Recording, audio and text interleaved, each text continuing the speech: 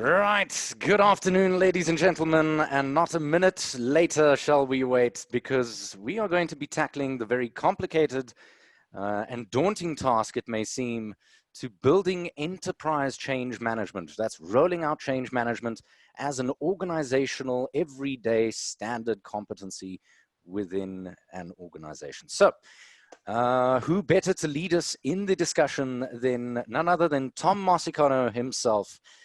He is our most experienced facilitator. Tom, how are you this afternoon? Good afternoon. Hello, good afternoon. Welcome to everybody. Lovely to have you here. Thanks for joining me for this discussion this afternoon, this webinar on bringing structure and intent to your enterprise change management capabilities.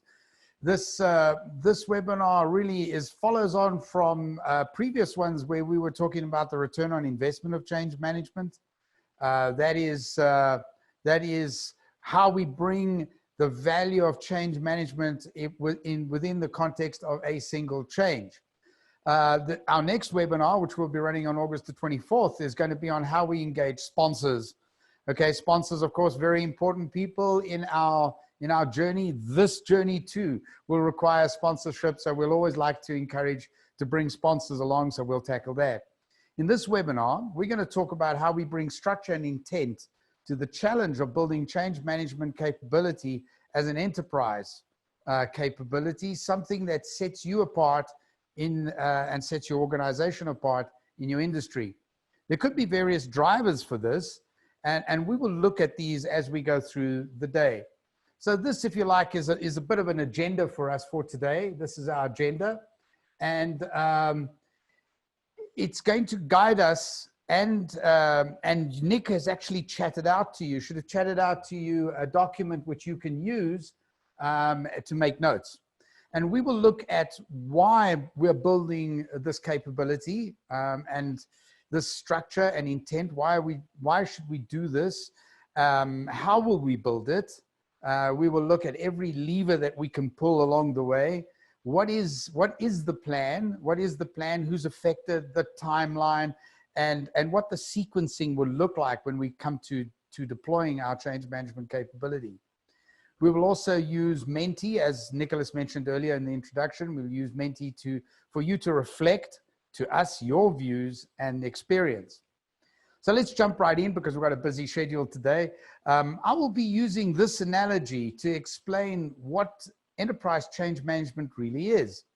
And I have been using this for years because it's really an easy picture for us to grab onto. Change management is applied to a project in a similar way to, you're like building a house. That's one structure. It could be a small project, it could be a small bungalow, but it could be a mansion, it could be a huge change that's going on throughout the whole organization. And that's change management applied to a single change. But change management could also be applied to the whole enterprise. And when we're doing all the changes with change management, this is like building a suburb. Okay, this is like building a whole neighborhood. And of course, when we're doing that, when we're building the neighborhood, we've got to think about things like a water reticulation, electricity, sewage, and so on. We have to put an infrastructure down on which all these changes of ours can operate well. So let's start with the why. Why is the first item on our agenda, and I'm going to give you a list of options to choose to explain the why. Which element you will use to create a compelling case, of course, is up to the situation that you're in, your organization, and this will be what you will be taking to your senior leaders to justify why we want to do change management across the organization as a capability. It is crucial to have the buy-in from your senior leaders. This program would not succeed at all without the senior leaders. So let's move forward. Let's have a look at this. And on the right-hand side, you'll notice I've got a list there. And this, if you like, is our menu of options that we can choose.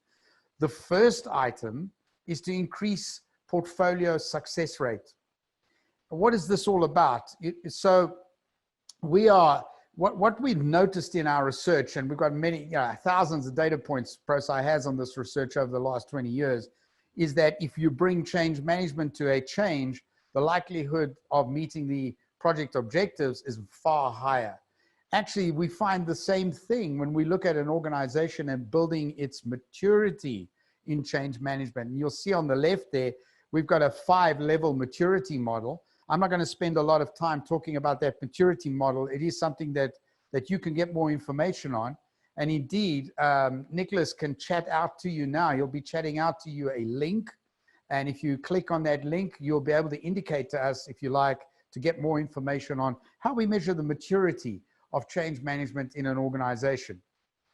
Now, so this option here is about increasing the likelihood that all the projects that we're running in a whole portfolio of change is going to be more successful. And you can see as we start from level 1, which is right at the bottom, where the organization is possibly doing maybe 1 or 2, a little bit of ad hoc change management, to where it's a complete corporate capability at level 5, you can see the difference in the success rate. So this may be a good reason that you would like to take forward to your executive to say, we should be building change management capability because we have a whole portfolio of change and we want all of these changes to be more successful.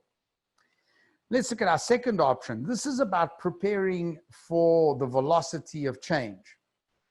And yeah, of course, we know that we're living in times where the changes are getting bigger.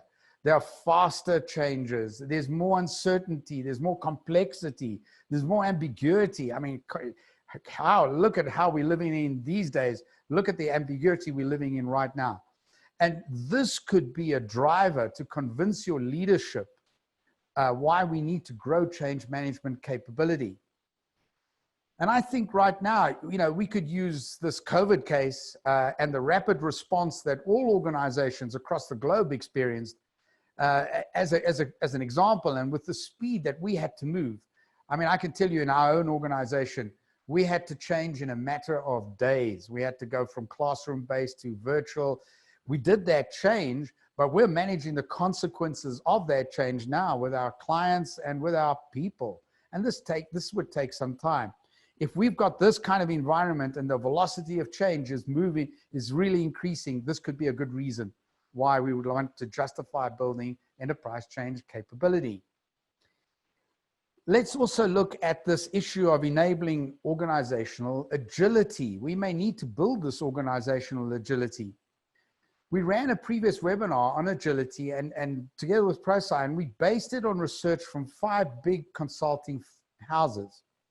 And from this, ProSci identified 10 action areas, including one very important one, which was common to all, which was the embedding of a change management capability. This was the common factor that was cited in their research. And the data is pretty compelling and could be compelling our leaders to acknowledge that agility is one of the core competencies that we need to build in our organization. And that growing change management capability is an enabler. If your organization is building agility, you can position enterprise change management as one of those crucial enablers. Saturation, of course, is a reality. In recent research, nearly 3/4 of the respondents to the research stated that they are saturated with changes. We know that saturation has consequences. It has consequences to the organization and at the individual level. And both could suffer as a result of having to deal with changes that they can't deal with because there's just too much of it going on.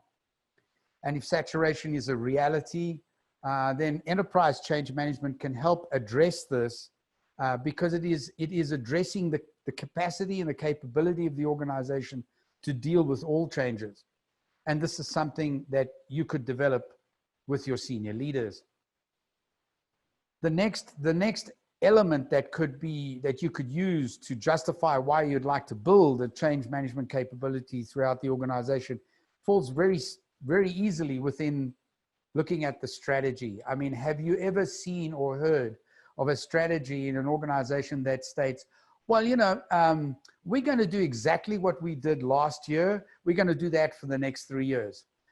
That's not likely to happen, right? So strategy equals change. There's always going to be changes built into strategies as we deploy them. So to realize the results of the changes, that the new strategic imperative brings forward, this may need us to institutionalize change management. This institutionalizing of change management is what we mean by enterprise change management. So the strategy may be demanding this capability to be built within our organization. The next option that you have is to think in terms of creating a competitive advantage. The companies winning in the future will be those that will be able to outchange their competition, to exceed their customers' expectations or the market demands. Outchanging competition means that the organization must be nimble in responding rapidly and efficiently to changes. You know, taking an analogy from a sort of physical fitness perspective, enterprise change management will build this balance of muscle and speed. You need both to be successful on the sports field, for example.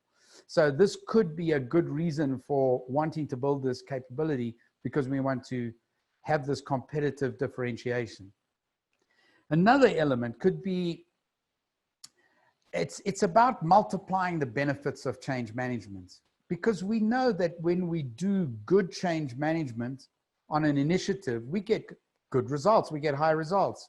We know that we can end on time, that we can achieve the change on budget, that we can cut costs or mitigate risks. And that's why we do change management, to bring the people along. But we also know that in our organization, we have tens or maybe hundreds or thousands of initiatives going on.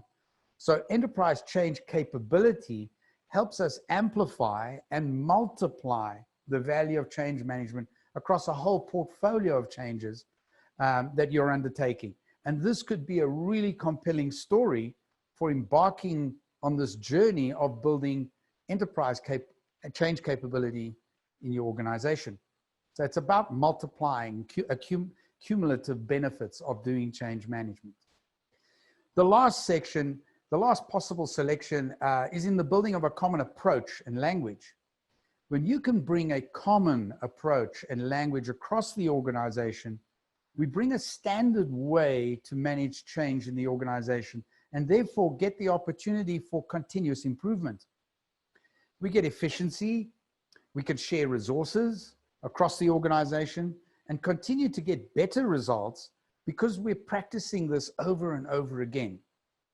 Certainly, we can mitigate the risks of various approaches running around the organization simultaneously. So if your organization is keen on standardization and a common approach, that could be the driver for you to explain why we want to do this building of enterprise change management capability across the organization. I'd like to get a little bit of input from you. So I know that was quite a rapid pace in which I went through that whole menu, but I wanted to give you a selection. And now I'd like to give you a chance to reflect here. And to do that, of course, you're going to go to menti.com and you're going to enter in the code. There's a code that it's going to ask you to enter. Oh, and I see people are already answering. Oh, that's cool. Okay, so which whys will resonate the most in your organization? The code you need to enter is 834049. Nicholas chatted that out. And wow, we're seeing the results come flying in here. Okay, so the whys. What whys will resonate most in your organization? And we see most of them are sort of focusing around supporting the strategy execution. So a lot of you have strategies that, of course, make change, and we're going to have to support that.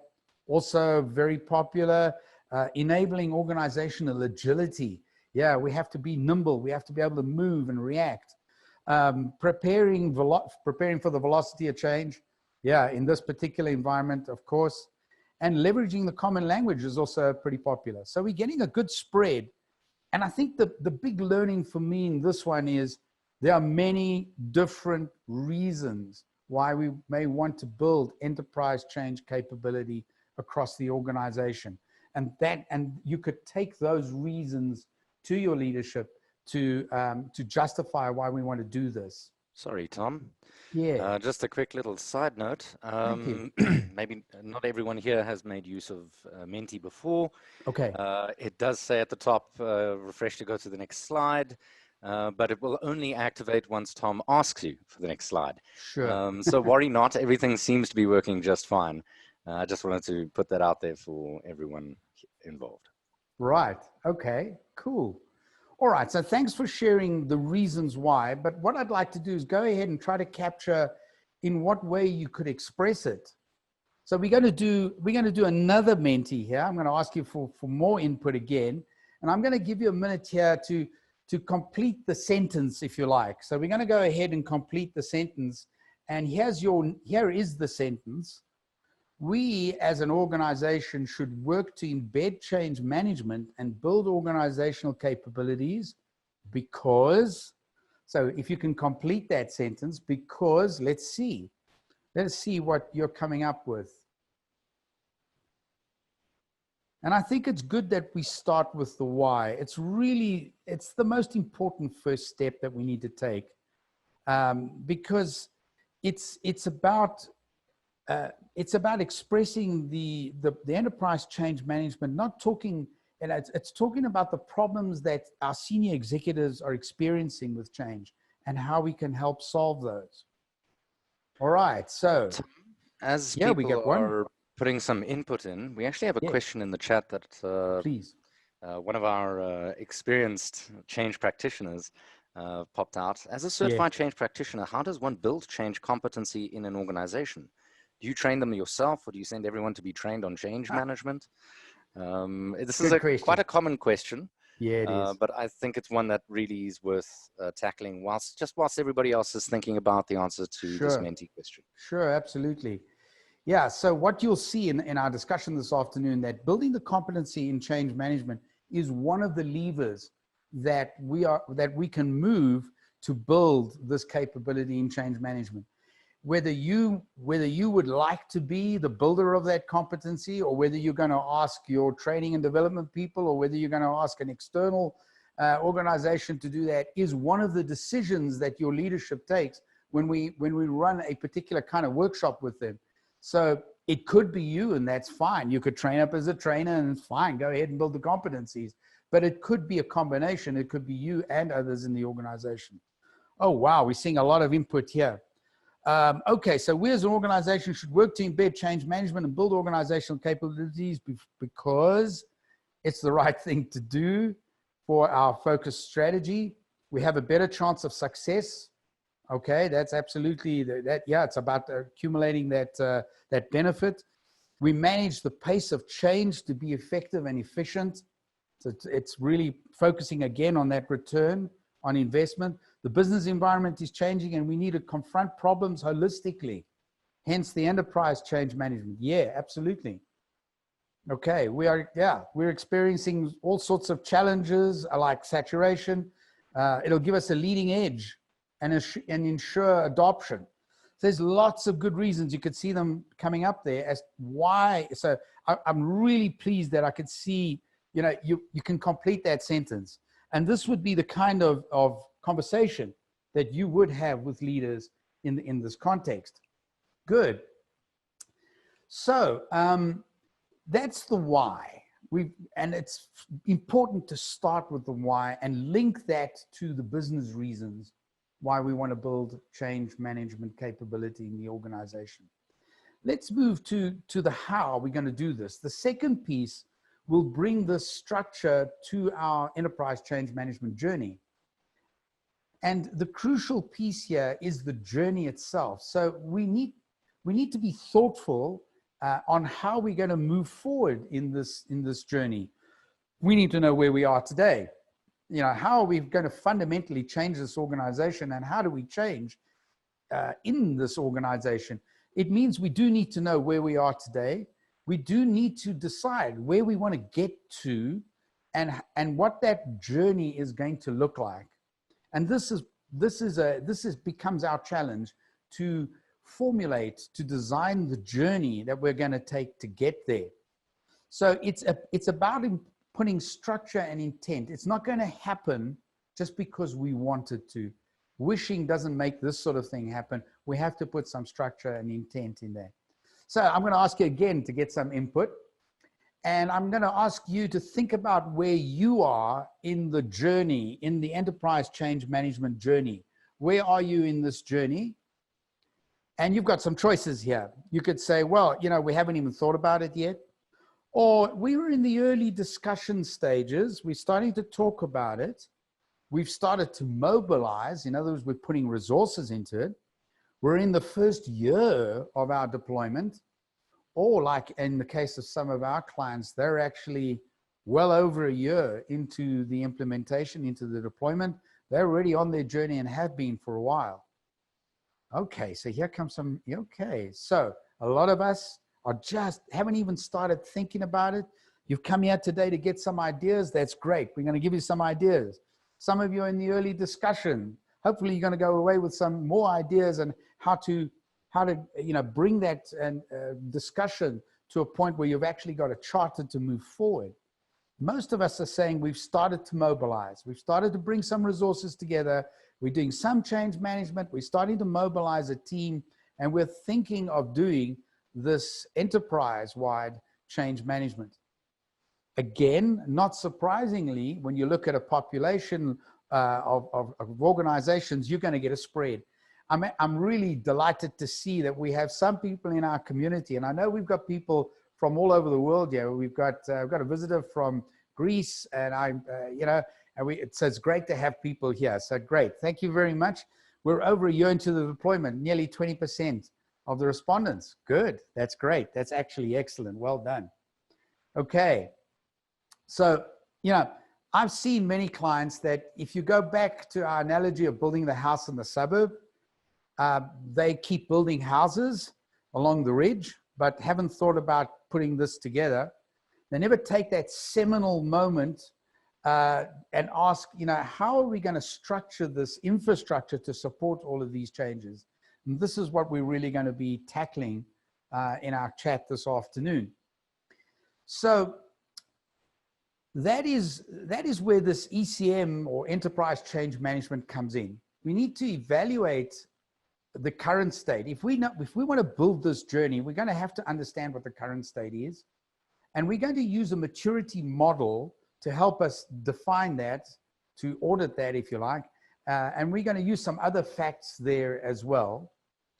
And we must also talk about this in terms of the future state. So we're going to stand in the future and ask ourselves, well, where would we like to be 3 years from now, 5 years from now, however long that window is? And what do we want to achieve? And again, we can use the maturity model, but we'll also set some objectives, goals, and metrics, and the ability to stand in the future and articulate what we want to get. And then the rest of the journey is on how we're going to get there.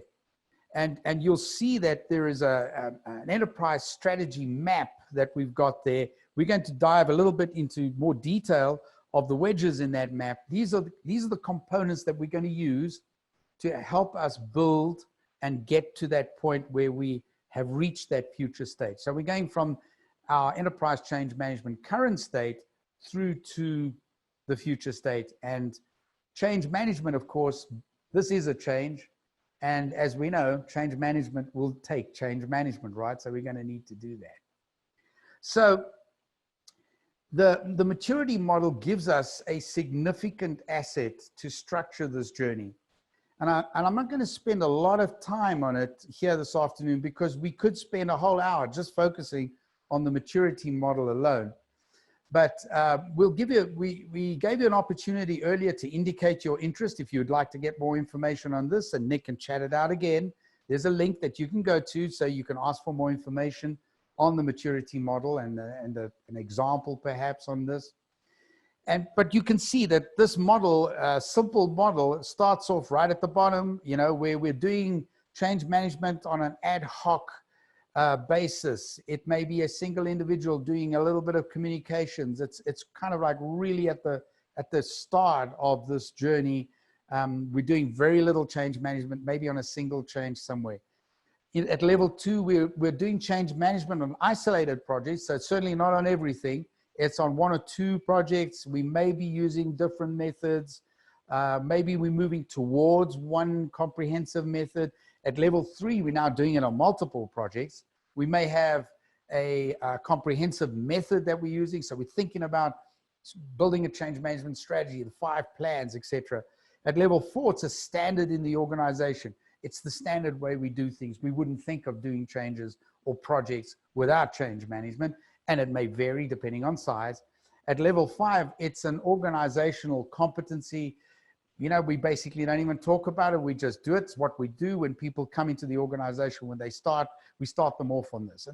And that's the kind of maturity model that we would use to measure ourselves at these 5 levels.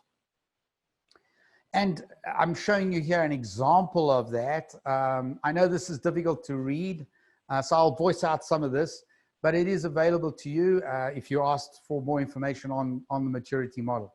So at the bottom, we begin with this idea that change management is a distraction from implementing a technical solution.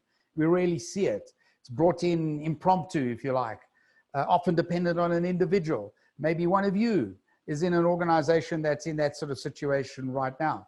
In contrast, when we get to level 5, of course, we're doing great change management. It's all over the organization. It's an essential part of what we do. It's the way we do things around here. And of course, there are variations in between that. Okay, so let's get some input from you. I'm going to ask you again for some input. And what I'd like you to do here is answer this one. What would you estimate for your organization's current level of maturity? What do you estimate is your organization's current level on the maturity model? Is that at a level 1? Is it 2? Okay, 3 to 4, 2. Okay. All right, lots at level 2. Oh yeah, level 2. Well, while we're waiting for these responses, Tom, yes, please. I'm starting to see some questions come up in the chat as well as in the Q&A section. Okay. Please keep them coming in. We'll have a Q&A session after the presentation. I am taking notes of all your questions and who they're coming from, so please feel free to continue. We love tackling these kinds of things. So. All right, thank you, Nick. Thanks for that reminder. Level 2 seems to be, for this particular audience, seems to be more or less where we're at. So there is lots of opportunity. There's lots of opportunity for us to go in there, start to develop some, carry on developing this change management capability and start to see some advantages from that and start to see some benefit from that. So we are going to use this maturity model and we can use this model and in 5 capability areas. We're going to use 5 capability areas to measure our maturity. And this would include, for example, leadership and application, and it'll help us focus our actions that we want to take to build this capability. Of course, we can also use this to give us targets for where we would like to get to in the shorter term and in the longer term. Where would we want to be in 2023, for example? And the areas that we would look at would be increasing the leadership for change management, the application of change management across the organization, the standardizing our approach, our tools, and indeed, finally, socializing it across the organization and making this part of what we are, making this part of our DNA, if you like. And we can position the maturity model as a critical instrument for increasing this organizational maturity. So it's not only just to look at where we are today, we could actually use this as the focus area for starting to plan activities moving forward, going forward. So this can help us with the as is, it can help us with the to be, with the future state where we'd like to go to. And I'm just going to give you a couple of highlights on the current state. Just want to spend a little bit more time on that and the future state. On the current state, when we do this work with our clients, we go behind how well we do change management, and we look at other factors and how change management happens in the organization. How do we initiate change? How do we govern change? Where are the change engines and the current level of project management maturity in the organization? And how do we incorporate that understanding of how changes happen in the organization into our approach and our strategy for growing our enterprise capability? So we'll be asking those kinds of questions and adding to it.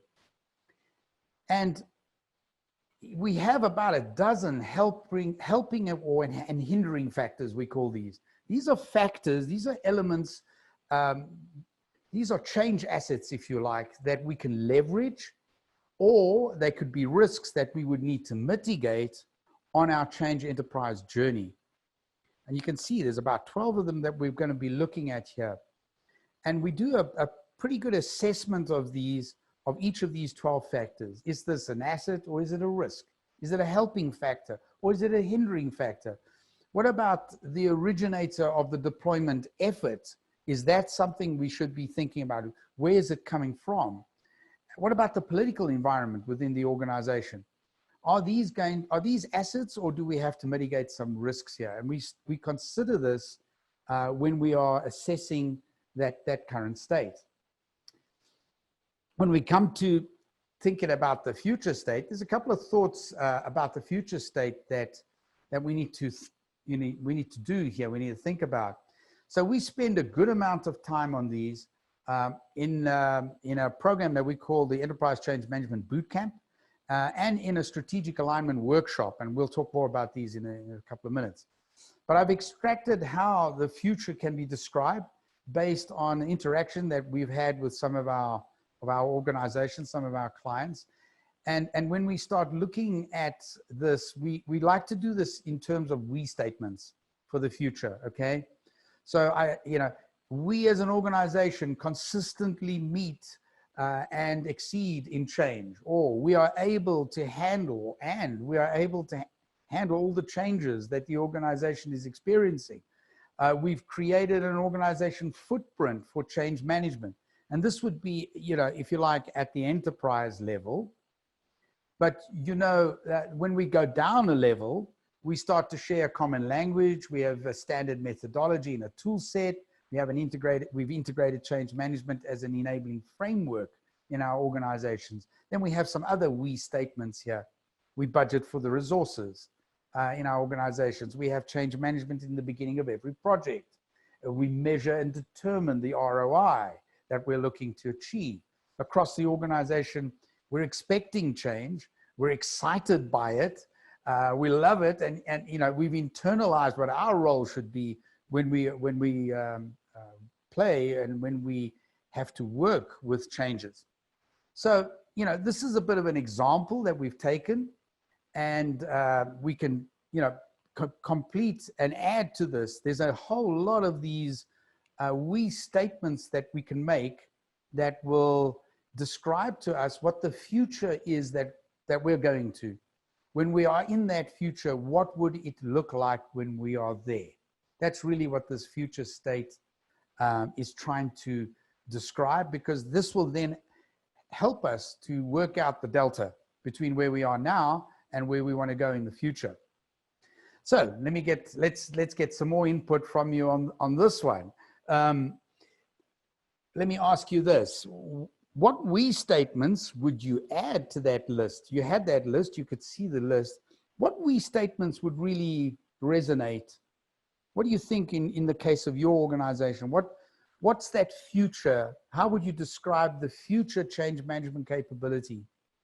I want to give you a moment to think about those and share with us some of those. I'm curious if you have any other we statements that you could think of that you could add to those.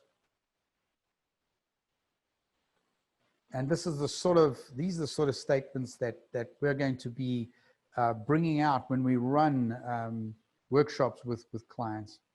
Nick, is there any question that while we're waiting for people to put their we statements in? Certainly. Yeah. So this is again from that change practitioner. Okay. It was a question that came up while you were talking just before CMMA. Mm-hmm. Were you talking about change management, maturity and audit, such? Yeah. The question really is around: are there any best practices that you could advise on designing an organizational change management architecture? Well, there are a number of architectures for change management. We're going to speak about those 5 wedges in a couple of minutes. And that will drive.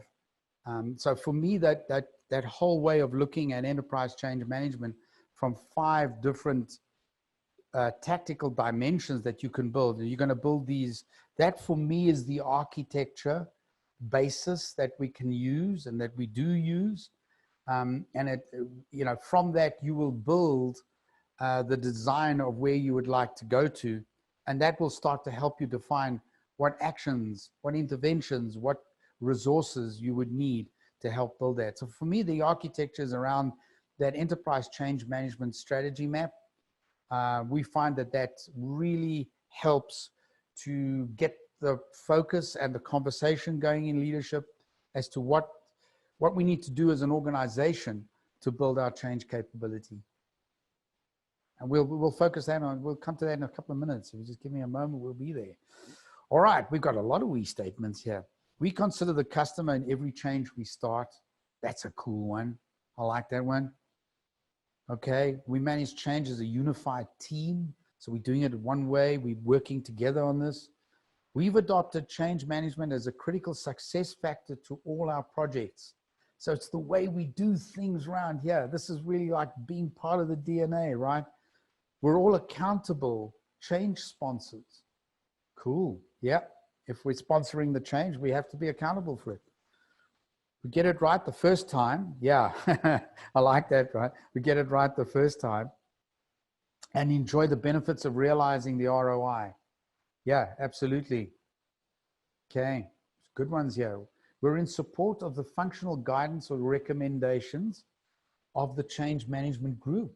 Yeah, that's pretty good. Yes.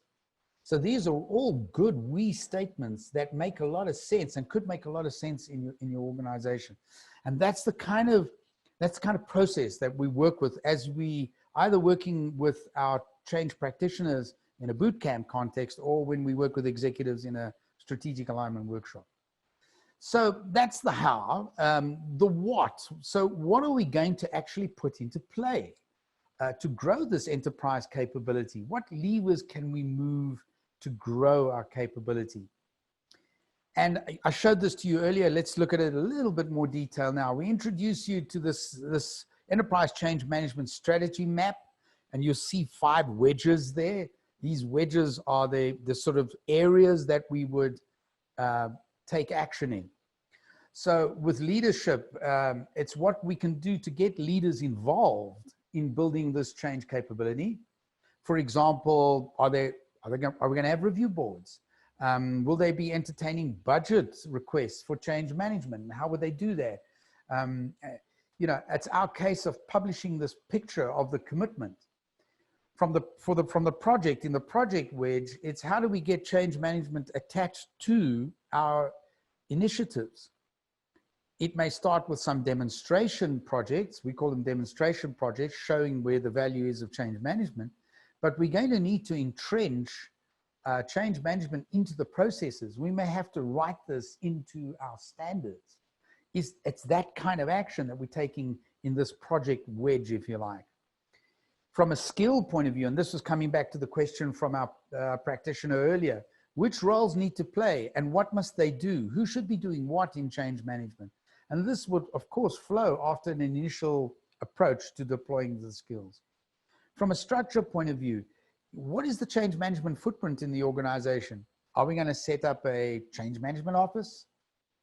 Are we going to have it centralized? Is it going to be decentralized? Will we have a hybrid approach to doing change management? These are the questions we have to answer. And depending on the answers to those, that's going to drive the way in which we will deploy change management. From a process perspective, how do we embed change management into the processes of the organization? And this could include processes like onboarding people into our organization, budgeting. How do we do succession planning? Integrating the adoption and the usage of change management into what we already do as our standard functional processes. That's what we mean by this process wedge, building it into our processes. So if you consider these areas here, I'd like to hear if your organization is already has some preferences, because organizations have it almost like a default. That's what we found. They have preferences on how they would approach doing change management or deploying change management.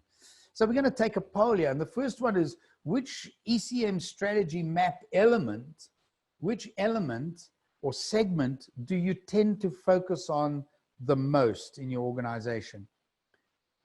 Which one of those do you tend to focus on the most? And it could be more than one.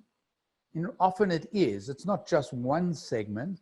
So I'd like to hear from you, which ones, you know, is it the leadership segment? Yeah, here we go. There's somebody who says, we really focus a lot on the projects. Oh man, look at this. Here they come. Lots of them on project, skills. Okay, it's about building the skills so that the roles know what they have to do when we're managing change. Quite a lot of you are focusing on the processes. So building change management into the process of taking someone on board or taking decisions on projects. Okay, again, you can see quite a spread of preferences. Perfectly normal. We see this as we work with different organizations and we go and do this work. We're seeing that different organizations have their preferences, very much driven often by leaders and what they have brought as their value add to the organization.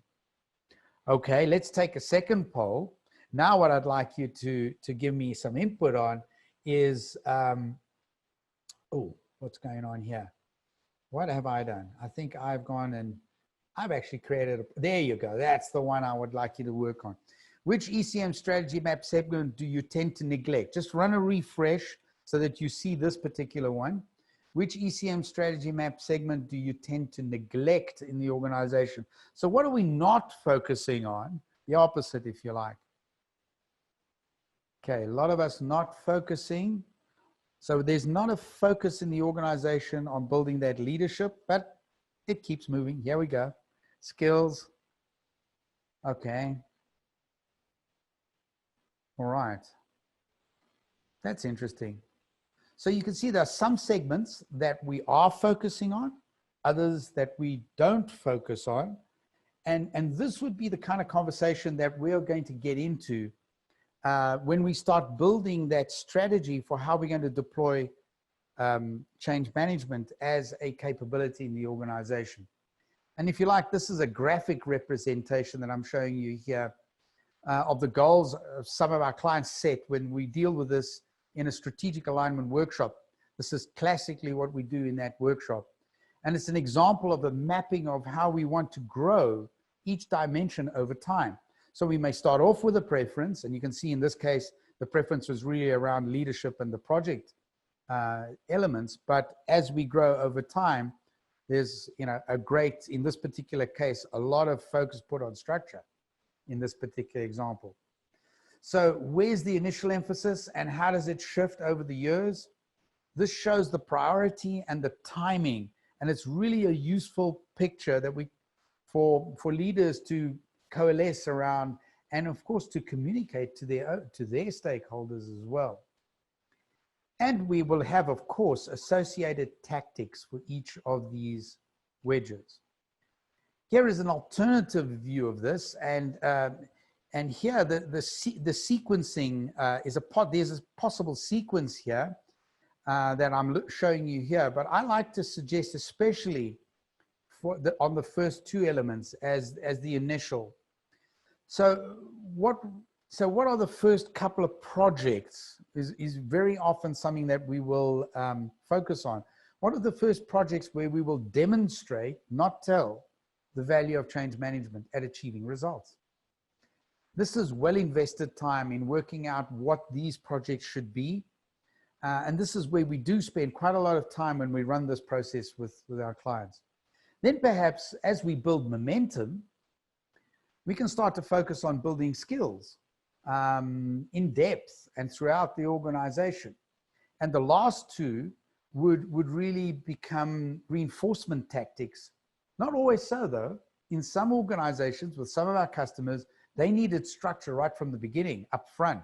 So this is a sequence which is not defined, you know, This is a possible sequence, if you like. See this as a possible sequence. And here's an example of various tactics that we've extracted from multiple plans. So this is not one plan or one client, but we've extracted from here multiple, just to give you an idea of the kinds of tactics that people have said, this is what we're going to do in our particular case in these 5 areas, just to give you a feel for the kinds of activities that the organizations undertake. Now, you know, there's no recipe here. Each situation, each organization, each company is unique in their needs and the journey that this process will take, but it helps them work it out. And that's the point. It's getting them to consciously think through how we're going to go through this process of deploying change management and building up to achieve that future state restatements that we were talking about earlier. How will we achieve them? What are the steps that we're going to take us there? And that's really, this is where you start to put some intent into our work, right? So that was the what. And those are the levers that we can pull. But who's going to do all of this? Okay, who does all of this? So this is about the roles of those who will make up the enterprise change management project team, because this is effectively a project, isn't it? And as you can see, there are various possible roles. Let's think about these roles a little bit. Who's going to sponsor the initiative? Is it going to be one sponsor, or is it going to be a steering committee or steering board, or whatever you'd like to call them? And I've seen examples where it has started very well with a single sponsor, and then it stalled. The whole initiative stalled because the sponsor left the organization. And that, of course, could be a challenge. So a steering committee could be useful. Who would it include? Are we going to have the chief HR? Are we going to have the CHRO, the chief strategy officer? Is the chief financial officer going to be on that steering? And so on. It's it's a decision that the C-suite would take. Who would be guiding this deployment of change management across the organization? The core team would include, of course, crucial functions who can deploy elements of the change management capability in the organization.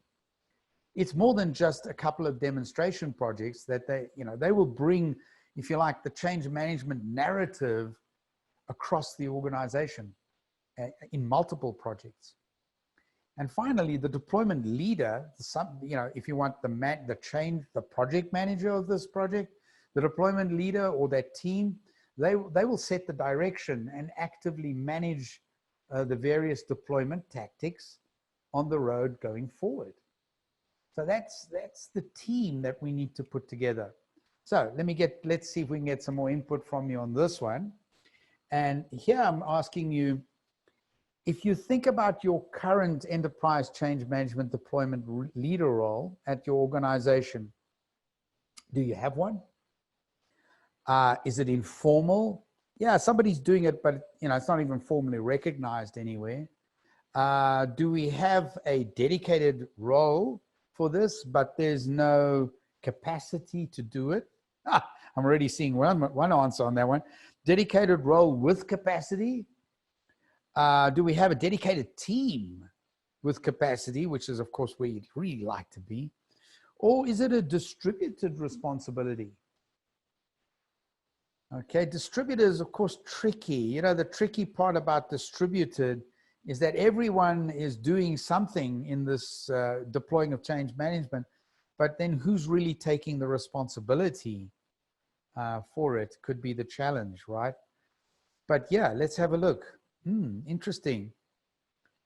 So in some cases, we don't have anyone who's actually driving it, or it's informal. There's quite a number of us that, yeah, we've got a lot of people there who are missionaries. I can see that. There's a lot of missionaries there. They're out there with a mission, but they don't have the resources, right?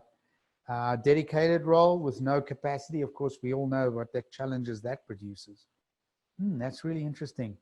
Again, a pretty broad spread across this, where you're doing the leadership of the change management capability building. Okay, cool. of course, that's the enterprise change management team, but we need the rest of the organization to buy into deploying and using change management. Excuse me. And this is about applying ADKAR for this project too, of deploying change management. Okay, so individuals are going to need the awareness of the need for change management. And they're going to need to build the desire to participate and support change management. They need the knowledge of how to apply change management, the ability to apply change management, and finally, of course, the reinforcement to sustain change management in the organization.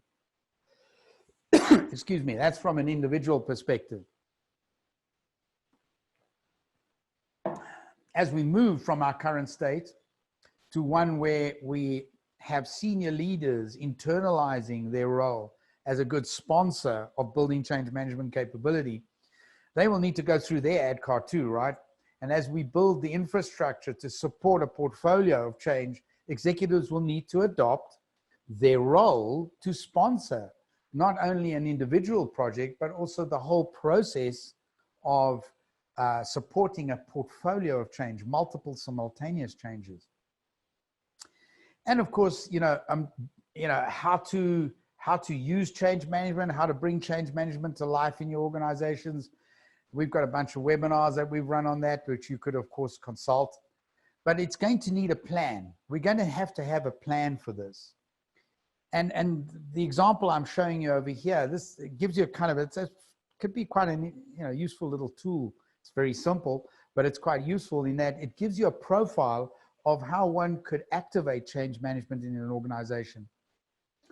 So this could be a useful tool for you to map out, okay, the roles that need to act to build this capability and what these roles contain, who these people are, a profile of them in their journey to the point, where they are fully playing their role. So their ADKAR journey, if you like. We could even be identifying what their barrier points are right now, which therefore, gives us some insight as to what we can do to help them on that journey, and how we start to engage them and how we move them forward. So that's a little about the who is going to deploy this. But when it comes to the time for them to grow, there's going to be various resources that are available to them to help them grow. How can we use the context of this? How can we, what problems are we trying to solve? What language, what preferred senders can we bring to the deployment of change management to build the awareness and the desire?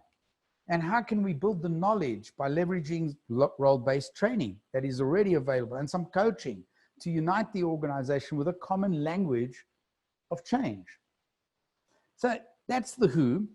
We have, of course, the enterprise change management team who will design and build the roadmap for the rest of the organization, who will participate in the journey to build the capability in the organization. So the final component is the timing of all of this. And what we need to keep in mind here is that the deployment leader's timeline can be quite different from the organization, and normally is quite different from the organization's timeline.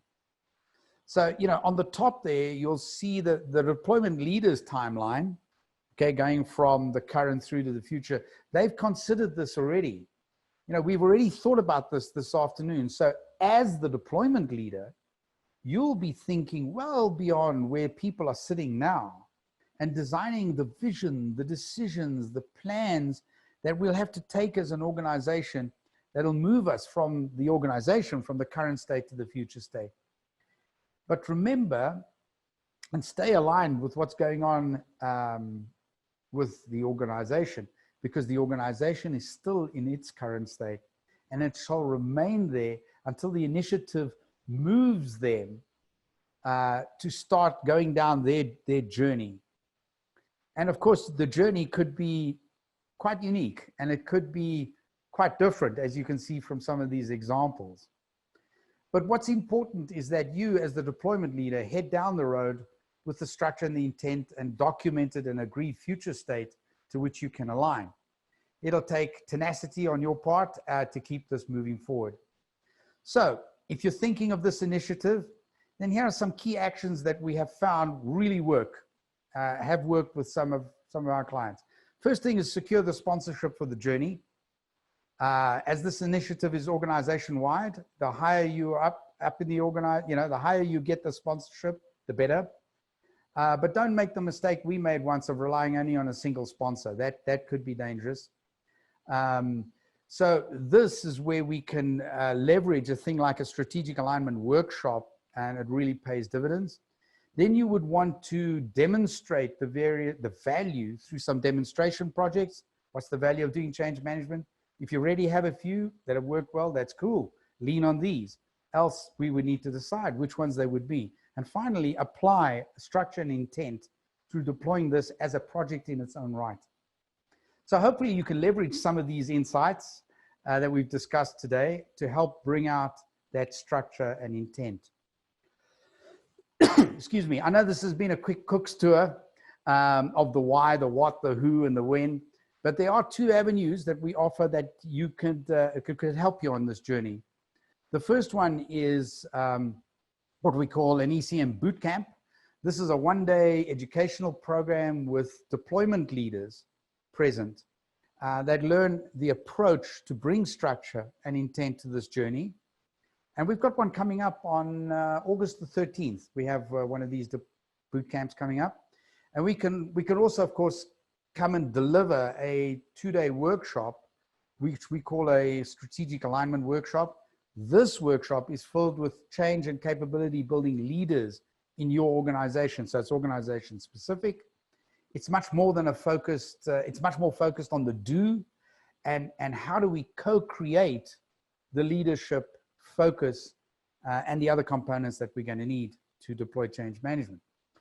There is always, of course, an option for one of our deployment advisors to come along and spend a lot more time assessing and assisting the deployment project. So yeah, thank you very much for joining us today.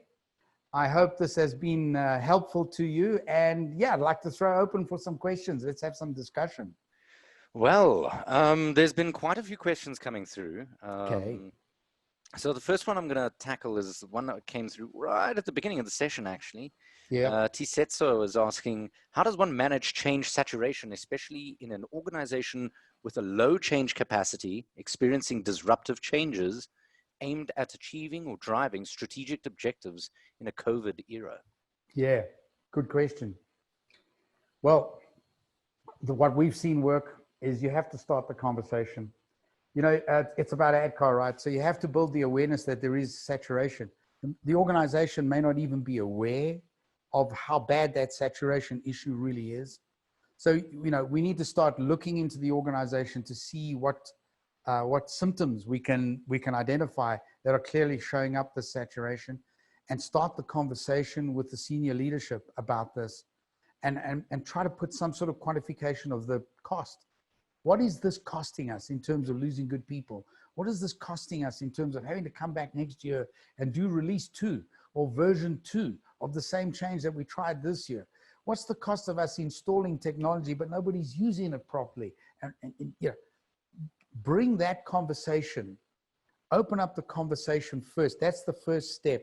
When we've got that conversation going on and there's a realization that there is a need to change, then we can start thinking about bringing them into a room to talk about, well, if we need to change, what is the change we need to make, and how ready are we for this?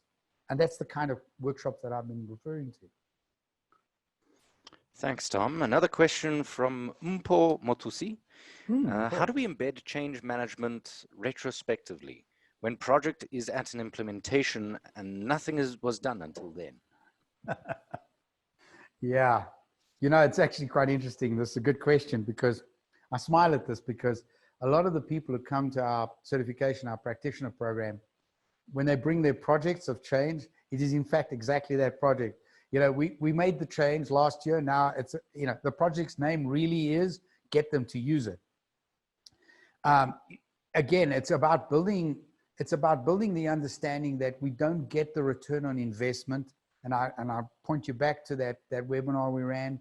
We don't get the return on investment until we bring the people along with us.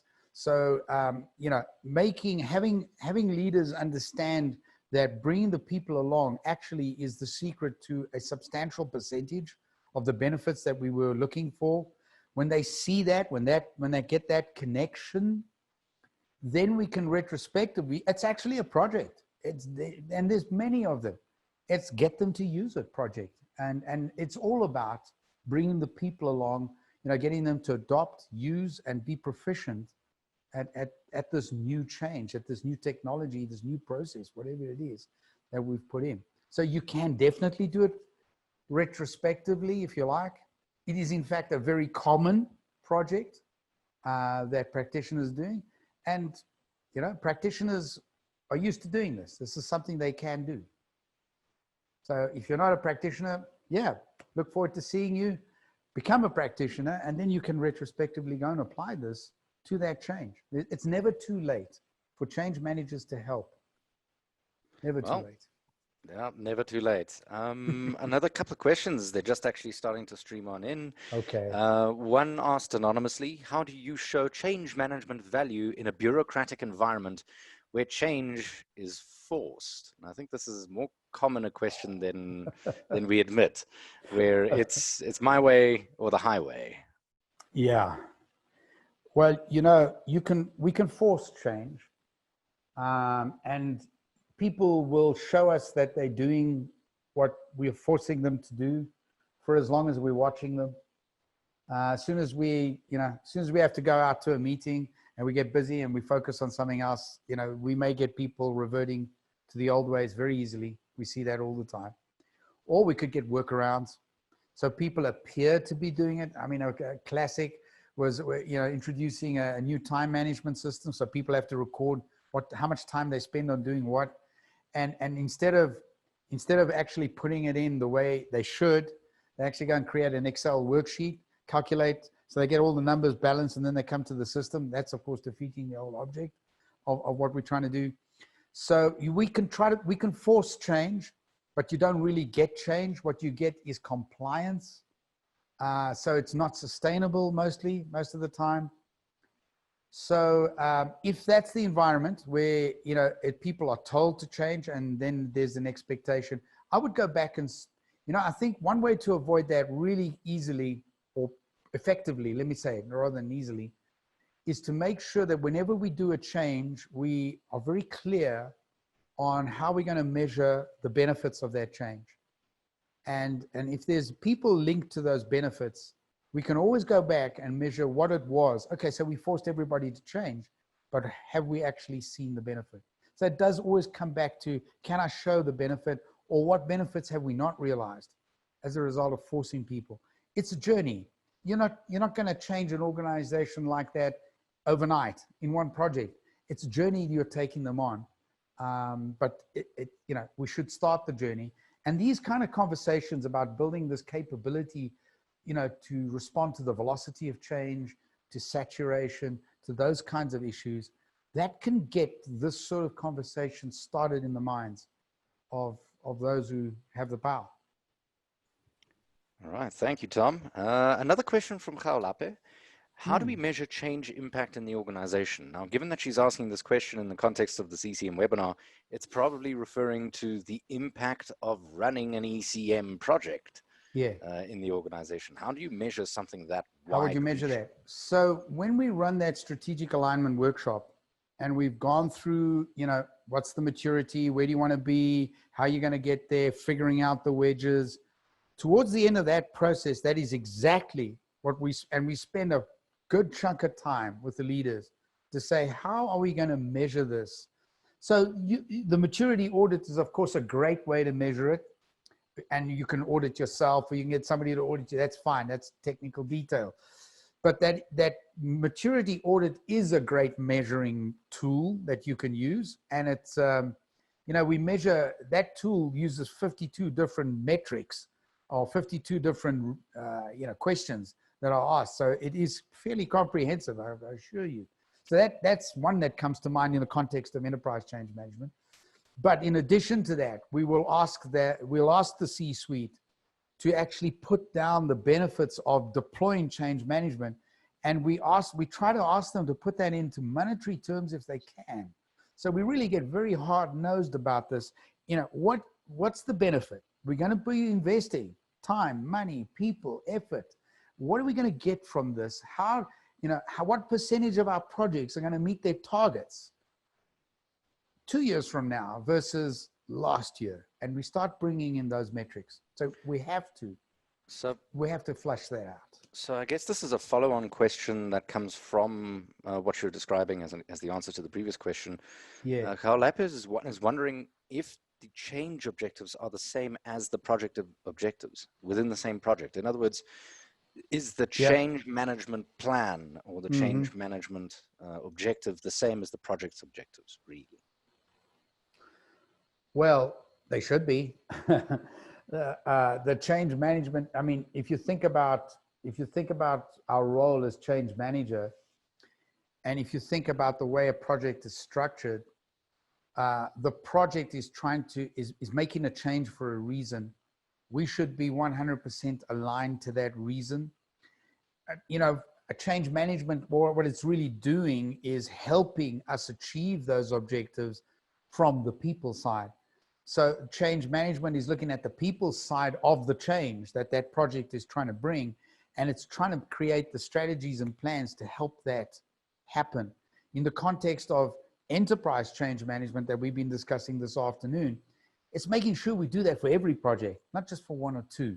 How do we actually build a way of doing this as a matter of course, as the way we do things around here? How does it become automatic in the way we take projects forward?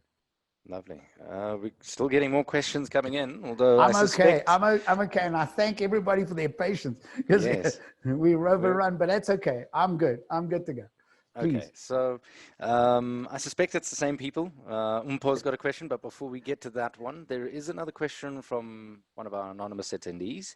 Okay. Can you run ECM without dedicated roles and no capacity, where an organization only has a change manager to steer the ship? Okay, so I think hopefully one of the outcomes of this discussion today is a resounding, it's not going to go far without having the right sponsorship.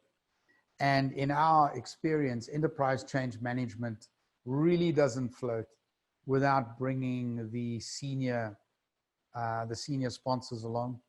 So where we've seen it work, it's been the C-suite that has supported the change management to deploy the change management. So, you know, the change manager is the deployment person, is, if you want, the project manager of this project. But unless the change manager is themselves, you know, a senior executive, has a lot of influence over the rest of the organization, it's not going to work. You've got to have the sponsorship. That's why we're going to do another webinar on sponsorship, because without the sponsors, enterprise change management really stands at a very low chart. It could take forever to get there. You know, it's also about time. You're going to have to be very patient. It'll take a long time. To build on that answer, is it possible that a win project that makes use of change management can stand as a case for ECM to then roll out further? Oh yeah, we certainly want. We call those demonstration projects. That is exactly what we'd like to have. You see, here's a project.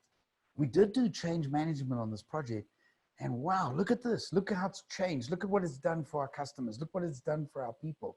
And that could be something that starts the journey, that starts the conversation.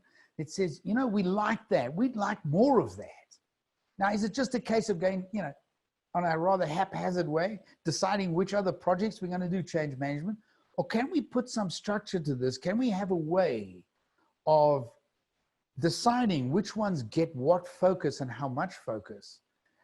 Is there a way to do that? That's exactly what we're talking about building here. That way of having the organization do it in a sustainable, structured, reasonable way to move forward. You're not going to go from 0 to hero in 6 months on this journey. It's not. All the ones we worked on, it's been a 3-year journey, and it continues after that. So this is a longer term undertaking, but you do want the demo projects. You absolutely do. All right. I think we have time enough for 3 final questions. So thank you everyone for submitting your Yeah. questions. And yeah, And we'll take just these last 3 and then go from there. sure. If you'd like more time with Tom, we can arrange for that. Just drop me a mail, Nicholas@Anchange. I'll put it in the chat box as well. Right. And it's on Tom's slides there as well. So please feel free to let us know if you'd like to arrange some more time with Tom. Sure. In the interim, however, Sure. the final 3 questions. First one, Mpo, when do you prepare a benefits realization plan and actually measure these? So in the context of enterprise change management, you're going to develop, you're going to develop this plan when you have a mandate from someone in your organization to start building a project that is going to deploy change management as an enterprise capability. And then typically what would happen is that deployment leader would pick up the tools and the methods and so on. And that's what that boot camp's all about. So they start at that process there and they start building the plan. So that's typically how one would start developing that plan. It sometimes doesn't start with that. Sometimes it starts with a senior executive who has come to the realization that without building this kind of capability in their organization, they are taking some very significant risks. And then they approach us and say, we've heard about this change management, but we don't want to just do it on 1 or 2 projects. How do we build this as a capability? And then that leads us, into that kind of strategic alignment workshop kind of process where we bring them around the table and they talk about change capability for their organization. So, those are the kind of pathways that you would use. I don't know if that's answered the question, but that's really the way we do it. Nick, how are we doing?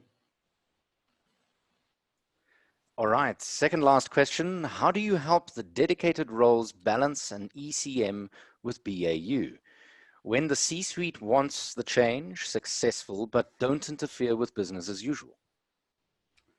Well, you can start the first steps of planning and designing your change capability journey. But in fact, you do want to, ultimately, you want to start having an effect on the business as usual.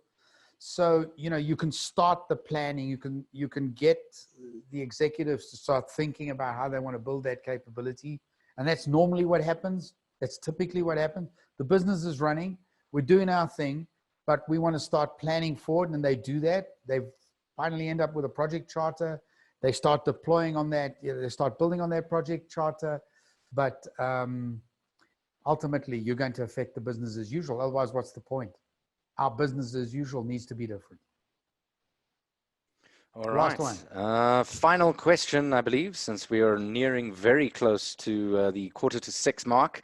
Yep. Final question, which I think is the most personal one. Have you, obviously referring to you, Tom, have you seen an organization make the journey of ECM, and how did it actually really go? The answer is yes. I've actually had the great privilege of observing this journey in more than one organization. Some have failed. I'll be quite honest. Some have failed. I mean, that chart where I showed you where they were going like, always, stop, start, that kind of thing. Some have failed, but some have been quite successful, and they have grown. And I've seen the maturity audits 18 months, 2 years after we started, and there was progress. So yeah, being personally had the privilege of actually being involved in a couple of these. So it's great. I love it. It's really the way to go if you want change management to deliver big time, big results. All right. Thank you, Tom. Okay. Well, thank you very much again for the privilege. Nick's chatted out a bunch of stuff. As usual, of course, we'll publish a summary of this webinar. I think he's going to chat out the link also to give us some feedback. We'd love to get your feedback. Summary of this webinar will go up on our website in the next couple of days. In the meantime, please stay connected by visiting us on our LinkedIn and our Facebook pages, sites, if you're welcome to do that. And of course, as Nick has said already, feel free to write to him. You can always write to me. Happy to have been with you today. Thank you for the privilege. And I look forward to seeing you again. I mentioned the date and I can't remember it now. It's in August sometime when we're running our next webinar on bringing the sponsors on board. Thank you very much. Have a lovely evening and stay safe. Please stay safe. Okay. Wear these guys. It makes a big difference. Believe me. So thank you. Go well. Thank you very much.